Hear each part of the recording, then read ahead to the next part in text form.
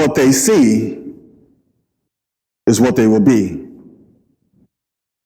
One of the major reasons why the youth of the day are involved in the illegal drug trade is due to the societal cost of dating going up. Throughout the years, numerous economic indicator reports have indicated that America's economic health is either recovering, shrinking, expanding, or declining. However, for the majority of young Americans, the unyielding apparent business cycles of downsizing, mergers, acquisitions, bankruptcies, and mergers and layoffs has only added continuously a sinking sense that the young economic recession, or at the very least, its side effects, is far from being healthy. What they see is what they will be. Looking at our public school systems, we find the lack of sufficient resources due to politics and budgeting woes, and has led to the dropout rate with our youth, violence, and mass incarceration. We see that this has been manifested due primarily to systemic poverty. We also find that this poverty is compounded here, even in the city of Wilmington, to the tune that in 2005, as well in 2012, we note that the unemployment rate has increased approximately 60%. That's a whopping increase, to increase by 60%. We also find during the same time period that overall poverty has increased by 20%. Now, a combination of increasing high unemployment compounded with overall poverty, we're finding a real challenging situation. Because during the same time period, right here in Wilmington, Delaware, from 2005 and 2012, there was also an increase of families applying for food stamps, welfare payments, or SNAP. And when you combine that with what youth are already facing, as it primarily relates to non-traditional costs of dating, such as clothing and jewelry and cell phones, the new technology age. And you can couple that and combine that with the traditional cost of dating, of transportation, gas, movies, and dining. We know, in fact, that the cost of dating is going up. What they see is what they will be.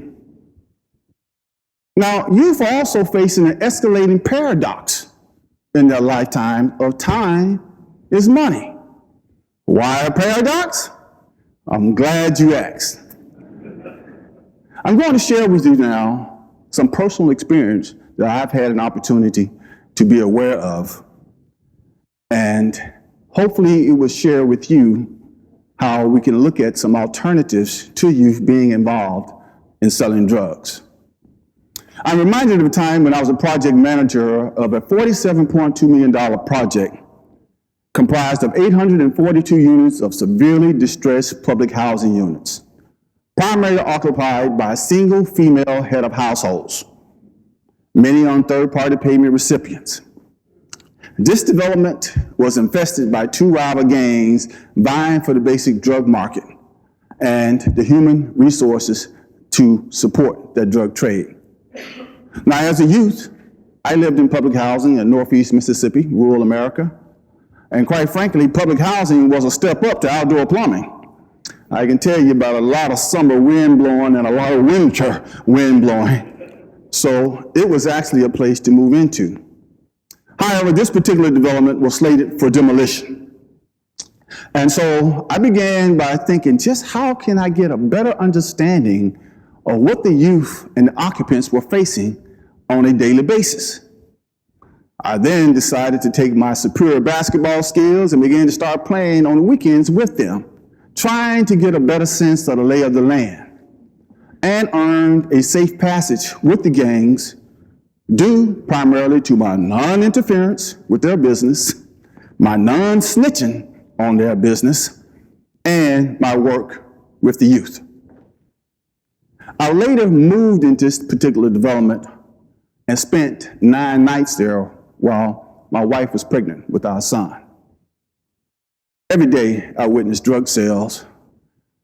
Many nights there were gunshots, rapid gunfire.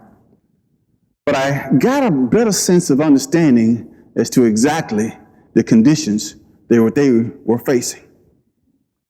What they see is what they will be. Now, this particular opportunity also gave me the thought process there must be some crucial criteria that has to be involved in changing this particular mindset. And at that time, what we came away with was a carpenters and painters program, working with a number of stakeholders and partners to provide them with paid training, leading to a union trade skill that could stay with them for a lifetime. Now, we advertise widely for participants to line up and take part in this particular endeavor. However, on day one, we had very few, 6 or 7 to attend. I then decided that what we will do is pay them at the end of the day, give them a check, and cash it that very night. Now, the next morning, the word got out, program was jam-packed. What they see is what they will be.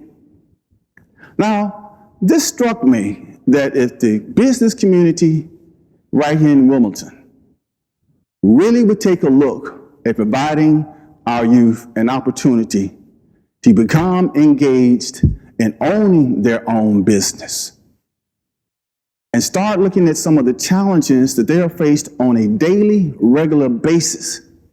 And one of those is how we actually interact with you early on in their lives. I've done this, maybe some of you have as well, by asking you many times, what do you want to be when you grow up? Implying simply, what job do you want to have someday? If we could just change that thought process and flip that script to asking our youth, what type of business do you want to own someday? Immediately, even if they do not have an answer for you right then and there, you've put them on the entrepreneurial path.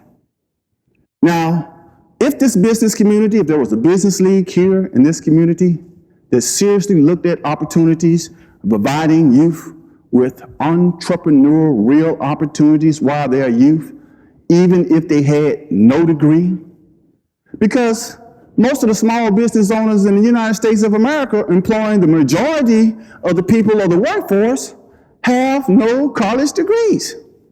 That's a known fact. But this struck me because as a student majoring and graduating in banking and finance, I remember not one single time did any of my instructors teach me, not one single day, anything at all about owning or running a business. And I was in business school. They taught me how to be a great employee, but nothing about how to own my own business so I could hire some of my own fellow students.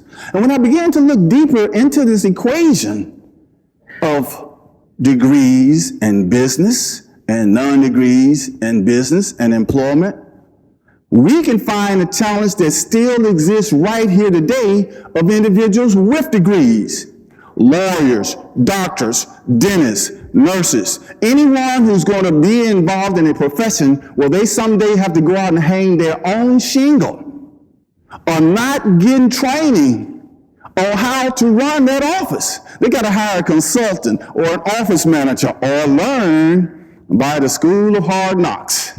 Now, that's a good way to learn, but it ain't easy. So I share with you this, the opportunities that we find right here in this community to fully engage the business community, to look at how we can move away from our previous paradigms and looking at creating a new enclave by working with our youth, looking forward to trying to put them in business for themselves. Now, throughout this nation, there is a climate of economic upheaval, non-stability, constant change, continuously going on. And there are a lot of concerns across the whole community spectrum, a lot of different communities. However, I would ask that you allow me a few more minutes before I close to share with you one more community perspective that's germane to all of us, and that is the human being community. Let me etymologize in my own way the word community. When we look at the prefix of the word community, we get common, same, similar, like. When we look at the root of the word community, we get unity, togetherness, that common, same, similar, like, togetherness.